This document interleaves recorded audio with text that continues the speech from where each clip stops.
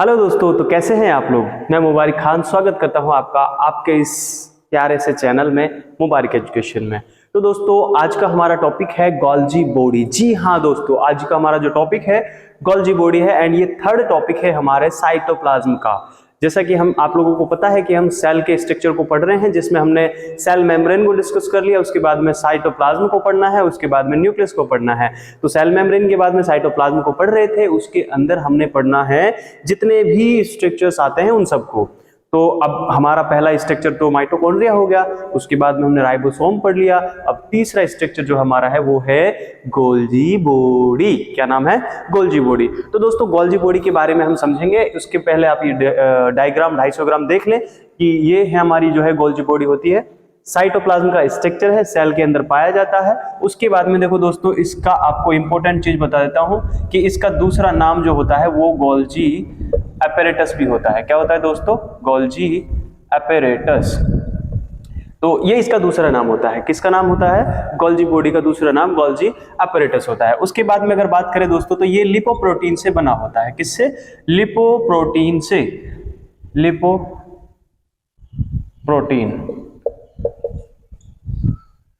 It's made by lipoprotein.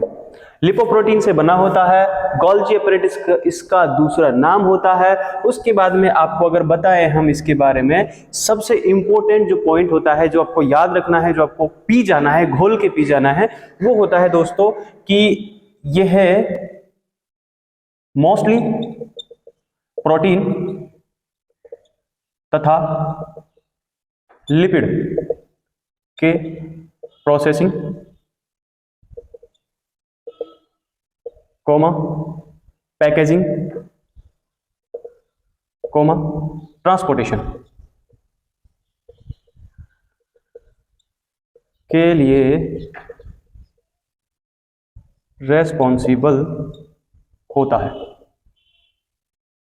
देखो दोस्तों, अगर मैं आपको कहूं कि भाई गोल्जी बॉडी का एक अच्छा सा एक्सप्लेनेशन दो, तो आपको कुछ भी नहीं बोलना है, सिर्फ आपको जो है एक ही शब्द में, एक ही लाइन में इस गोल्जी बॉडी को समझाना हो तो आप बोलेंगे कि यह मोस्टली प्रोटीन तथा लिपिड के प्रोसेसिंग, बहुत इंपॉर्टेंट है, प्रोसेसिंग, पैकेजिंग एंड ट्रांसपोर्टेशन। ये तीन नाम आपको याद रखने हैं कि जो हमारा गोल्जी बॉडी है ये प्रोटीन के, मोस्टली आपको प्रोटीन याद रखना है, प्रोटीन तथा लिपिड के प्रोसेसिंग, पैकेजिंग एंड ट्रांसपोर्टेशन का काम करता है। कहने का मतलब सिंपल भाषा में ये है कि जो हमारा ये जो गोल्जी बॉडी होता है ये प्रोटीन को प्रोसेस करता है, उसको बनाने का काम करता है, बनवाने का सब लोगों को बोलता है भाई बनाओ, प्रोसेस करो, सारी चीजें करवाता है। उसके बाद में उसको डब्बे में पैक करवाता है। जब अपन कोई भी मान लीजिए कि अपन किसी चीज को हमें पोस्ट करना हो या फिर भेजना हो कहीं पे दूसरी जगह, तो सबसे पहले हम उसको लाते हैं, लाने के बाद उसको पैक करते हैं, एक डब्बे में अच्छे से पैक करते हैं, पैक करने के बाद में उसको दूसरी जगह पे ट्रांसफर कर देते हैं। ऐसा ही होता है। तो दोस्तों देखो यहाँ पे ये क्या काम कर रहा है, गोल्जी बॉडी जो होता है ये क्या करता है, प्रोसेसिंग करवाता है प्रोटीन की, लिपिड की, उसके बाद में उसको जो है पैकेजिंग करवाता है, उसको पैक करवाता है। भाई अच्छे से डब्बे में पैक करना ताकि कोई दिक्कत ना आए, ये रास्ते में फट ना जाए, ठीक है। इस तरह से उसने क्या किया, इसको पैक कर दिया। पैक करने के बाद में दोस्तों उसको क्या कर देते हैं, हम ट्रांसपोर्ट कर देते हैं। तो इसी तरह से जैसे हम पोस्ट करते हैं किसी चीज को, इसी तरह से जो हमारा गोल्जी बॉडी होता है ये उसको प्रोसेस करता है, पैकेज करता है और उसके बाद में ट्रांसपोर्ट कर देता है। कहां पे ट्रांसपोर्ट करता है? जहां पे प्रोटीन की, लिपिड की जरूरत होती है। तो दोस्तों आपने देखा कि यहां पर काम क्या हो रहा है, एक पोस्ट ऑफिस की तरह काम चल रहा है। इसीलिए आपको एक चीज और याद रखनी है कि जो हमारा गोल्जी बॉडी होता है इसे पोस्ट ऑफिस के नाम से भी जाना जाता है, पोस्ट ऑफिस ऑफ सेल। ये बहुत ही इंपॉर्टेंट पॉइंट है दोस्तों, बहुत ही अच्छी लाइन है। एक जो है बहुत अच्छा क्वेश्चन बनता है कि सेल का पोस्ट ऑफिस कौन होता है, तो आपको आंसर देना है गोल्जी बॉडी। क्योंकि दोस्तों देखो यहाँ पर ये काम कर रहा है, इसको ट्रांसपोर्ट करने का, पैकेजिंग करने का, इसीलिए हम इसको पोस्ट ऑफिस ऑफ सेल कह देते हैं। क्यों? देखो दोस्तों बात ऐसी है कि मान लीजिए ये एक सेल है। कहाँ है सेल? ये रही सेल, देखो ये रही सेल, ठीक है। इसके अंदर हमारा गोल्जी बॉडी बैठा है, ठीक है। अब ये राइबोसोम है इधर, और इधर ये कुछ हमारी रफ एंडोप्लाज्मिक रेटिकुलम के ऊपर भी राइबोसोम है। कहने का मतलब प्रोटीन फैक्ट्री है राइबोसोम, ठीक है। तो इसने क्या किया, पहले तो प्रोटीन बनवाया, ठीक है। प्रोटीन बनवाने के बाद में फिर ये बोल रहे थे देखो गोल्जी बॉडी के इस राइबोसोम ने किसको दे दिया, प्रोटीन गोल्जी बॉडी को दे दिया। अभी बेचारा गोल्जी बॉडी जगह जगह घूम रहा है, पूरी सेल को ट्रांसपोर्ट कर रहा है, उसके बाद सेल के बाहर जहां पे जरूरत पड़ती है उसको भेज रहा है। तो कुल मिला के बात ये है कि ये इधर उधर घूम रहा है चारों तरफ, उसको प्रोटीन को लेके भाई तू भी ले ले, तू भी ले ले, तू भी ले ले, ऐसे करके प्रोटीन को बांट रहा है। तो अब क्या इसको क्या फीलिंग आ रही है कि यार साला पोस्ट ऑफिस बना दिया हमें, तो पोस्टमैन बना दिया हमें इधर उधर करने वाला। तो इसीलिए इसका नाम जो है वो क्या बना दिया दोस्तों, पोस्ट ऑफिस ऑफ सेल कह दिया इसको, ठीक है। सेल का पोस्ट ऑफिस कहते हैं अपन इसको। आई बात समझ में? तो ये बहुत इंपॉर्टेंट पॉइंट था इसके बारे में। उसके बाद में बात करें अगर अपन, तो ये जो हमारी गोल्जी बॉडी होती है ये thread network of thread, network of thread, thread like structure. Network of thread का मतलब होता है, देखो दोस्तों, धागों के जाल के जैसी संरचना। धागों के जाल के जैसी संरचना आपको दिखाई दे रही होगी बहुत अच्छे से। यहाँ पे मैं कुछ भी नहीं बता रहा, देख लो यहाँ पे इधर ये धागे धागे दिखाई दे रहे हैं आपको, धागों का भी जाल बना दिया। एग्जाम्पल के लिए देखो इधर, ये इसको मिटा रहा हूं मैं, है ना। अब देखो आप ध्यान से, ये है डिशुम डिशुम डिशुम डिशुम डिशुम डिशुम डिशुम डिशुम डिशुम, ये देखो एक धागा है, उसके बाद में हमने क्या बना दिया, ये लो धागे जैसी संरचना बन रही है। इसीलिए इसको क्या कह दिया हमने दोस्तों, धागे के जाल के जैसी संरचना होती है। अभी इसमें और इसमें आपको कम फर्क दिखाई दे रहा होगा, क्योंकि ये मैंने ऐसे ही बनाया है, इसको थोड़ा स्ट्रक्चर का रूप दे दिया। तो इसी की तरह होती है, इसीलिए इसको धागे जैसी संरचना का नाम देते हैं अपन। मतलब थ्रेड ऑफ क्या नाम है, thread network of thread like structure होती है इसकी।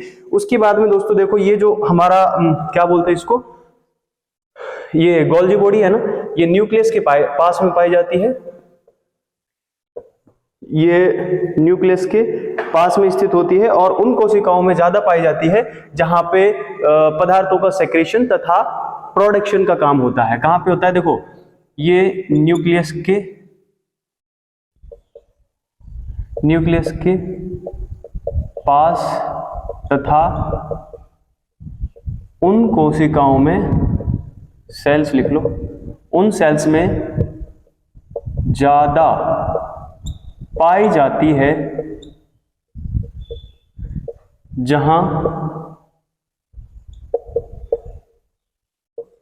पदार्थों का सिक्रेशन एंड प्रोडक्शन होता है।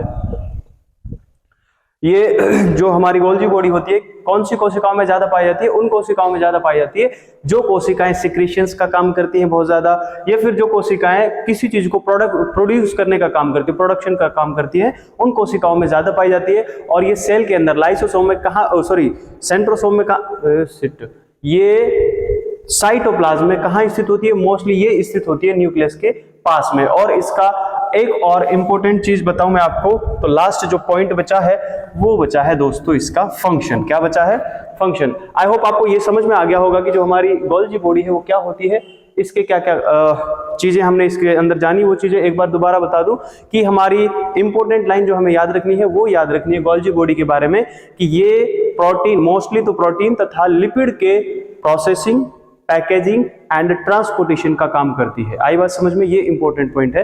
तो उसके बाद में है, ये न्यूक्लियस के पास में स्थित होती है, उन सेल्स में ज्यादा पाई जाती है जो सेक्रेशन तथा प्रोडक्शन का काम करते हैं। उसके बाद में थ्रेड लाइक स्ट्रक्चर होती है, मतलब धागे के जाल के समान स्ट्रक्चर होती है। उसके बाद में कुछ इसके और फंक्शन भी हैं, जैसे हम देख लेते हैं एक बार कि फंक्शन ऑफ गोल्जी बॉडी, या फिर गोल्जी apparatus बोल दो, या फिर इसको बोल दो आप क्या बोला था हमने, पोस्ट ऑफिस। इसको सेल का पोस्ट ऑफिस भी कह सकते हैं। तो चलिए फंक्शन देख लेते हैं। देखो दोस्तों, सबसे इंपॉर्टेंट बात यह है कि ये फंक्शन इसके क्या होता है, इसका फंक्शन होता है कि ये काम करता है प्रोडक्शन ऑफ,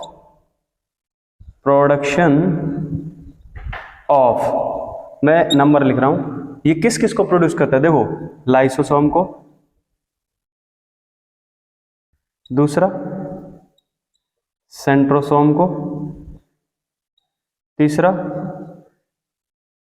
ग्लाइकोप्रोटीन को।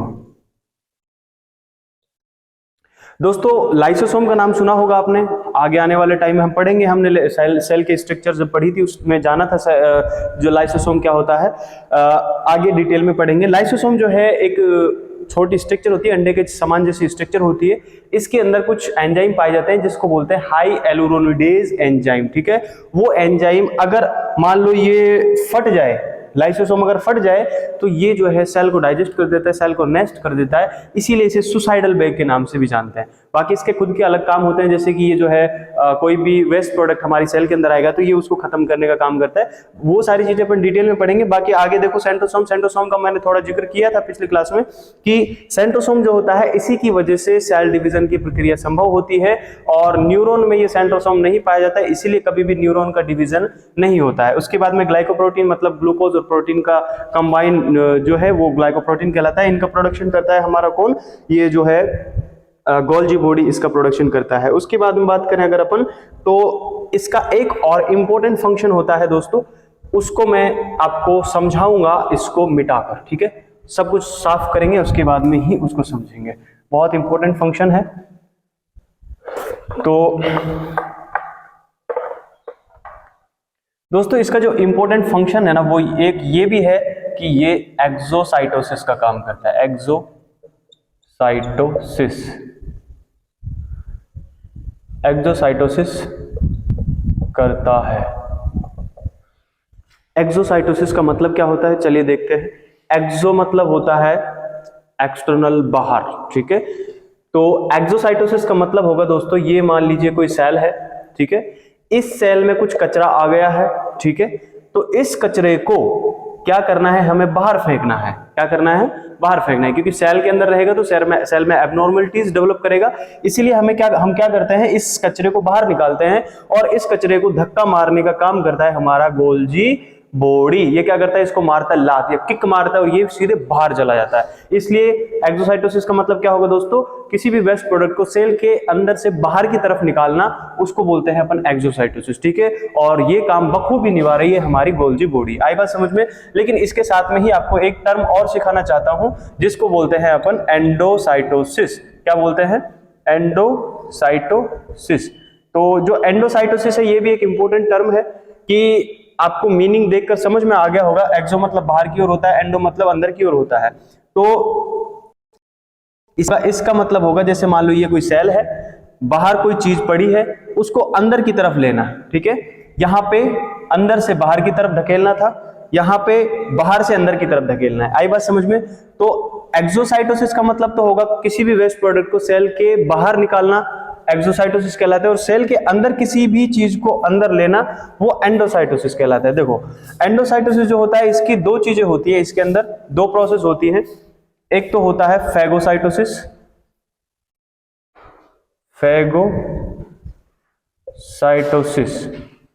और दूसरा होता है पिनोसाइटोसिस।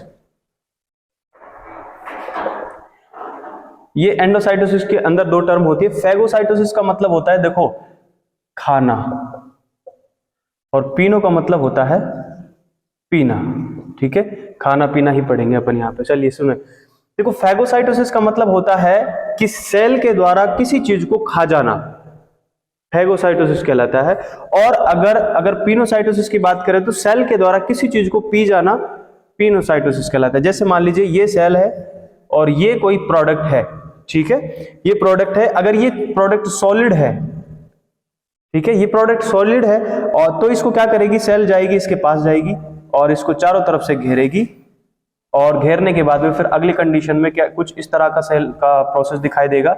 वो जो प्रोडक्ट बाहर था उसको जो है इसने अंदर ले लिया। आई बात समझ में। ये कहलाएगा फैगोसाइटोसिस। ये प्रोसेस क्या है, फैगोसाइटोसिस। अगर इस सॉलिड प्रोडक्ट की जगह अगर यहाँ पर लिक्विड प्रोडक्ट हो और यहाँ पर सेल हो, तो ये सेल क्या करेगी, इसको पीने की कोशिश करेगी, इसको जो है ये चारों तरफ से घेर लेगी और इसको अंदर ले लेगी। तो इस तरह से जो है ये इसने इस कंटेंट को पी लिया, इसलिए ये क्या कहलाएगा, पिनोसाइटोसिस। ये कहलाएगा फैगोसाइटोसिस। मतलब दोनों ही कंडीशनों में जो चीज है, जो प्रोडक्ट है, वो अंदर आया है सेल के, इसीलिए इसको बोलते हैं एंडोसाइटोसिस। और इस कंडीशन में क्या हुआ है दोस्तों, सेल के अंदर से हमने किसी भी प्रोडक्ट को बाहर की तरफ फेंका है, इसलिए इसको बोलते हैं फैगोसाइटोसिस। तो आई होप आज ये गोल्जी बॉडी के बारे में आपको संपूर्ण जानकारी मिल चुकी है। अगर आपको कोई भी डाउट है तो आप कमेंट में बोल सकते हैं। एंड यहाँ तक देखने के लिए धन्यवाद। चलिए मिलते हैं नेक्स्ट क्लास में, तब तक के लिए बाय बाय।